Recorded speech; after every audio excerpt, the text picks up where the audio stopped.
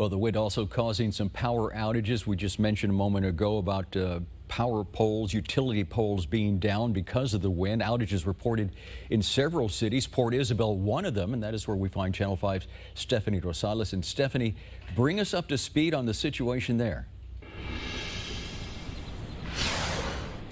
Good evening, Oscar. Well, I'm outside of HEB, and really just the surrounding area has been impacted by these power outages.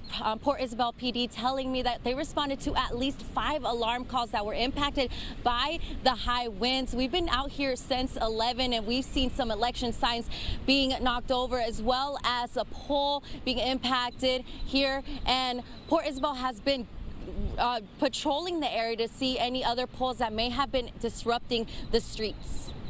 Port Isabel Police Department responding to several calls today, including some from businesses that lost power. Pizza Hut and Philly King, a Philly cheesesteak restaurant, both forced to close their doors at one point because they didn't have any power. They are completely shut down. They have no power, so they can operate with the light being out, with the power outage.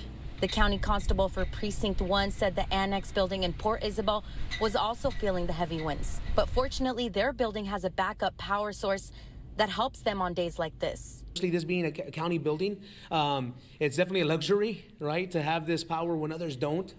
So we're able to keep our operations going and provide the service to the community.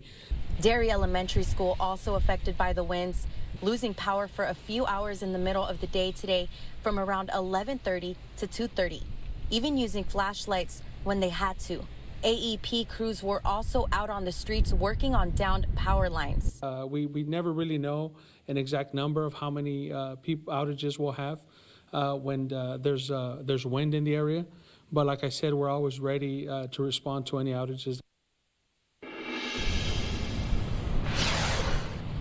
Sergeant Escoval wants to remind people, if you do come across any power lines on the ground, to avoid them and also to report them to the police department and not to come near them because they could still be live.